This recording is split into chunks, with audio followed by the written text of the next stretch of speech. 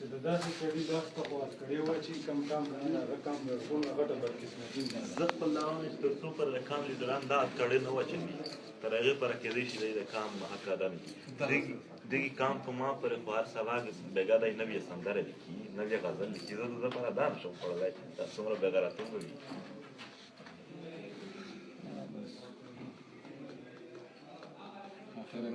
ستاسو زه احساسات منم خو زما خوشحالي ده ګورئ بالکل سمه منګه د ملک ته د ریاست د ایریانې دومره غټ غټ خلک که دا ریاست نه وای زه ما به د خپلې خاورې د مینې ثبوت ورکول دا خو نه مو کار د سهار راسې دلته غټ غټ افسران غټ غټ افسران هغه څه وایي پته شته دی زموږ په هر یو سړي م څه کړل هغه وایي یار موږ باندې بوج دی موږ مجبور یو او ټیک ده هر نوعی زیاتی به دا شی نور وضعوي نن ما ورته توضیح ده هغه پښتون چې زما او ستا په مخالفت کړی دی هغه ته به واضح کړي دا موقع موږ په خپلو تکلیفونو باندې خپل کام ته ورکولی شو دا تکلیفونه نه دي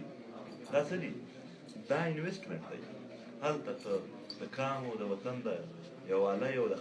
ښه ژوند نظریات پرې جوړوي دا ګلخانان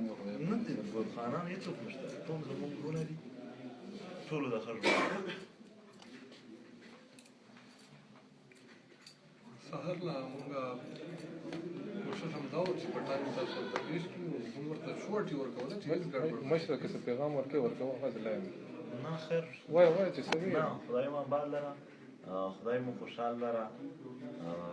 زما د خوشحالۍ جذبات کله د غم وي کله د خوشحالۍ زما د خوشحالۍ ډېر جذبات دي د خپل وطن د خپل کام په خاطر باندې نن زه تکلیف کړم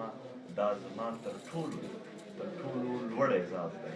ما کېدی شي د کام سره د وطن دپاره د مینې اظهار کړی وي ثابته کړې مې نه وي اټکړی ثبوت وي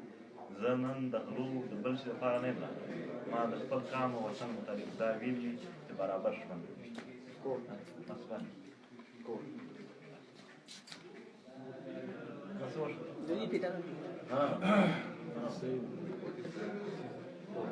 کوټ کې خو چې سیم ناست نه دی که نه خو دا د کوټ ټایمینګ دی تاسو دې ټایم کوټ کې دا پیش کوئ خیر دی تاسو ته نه بس دا وش ډالې کېږو ورسره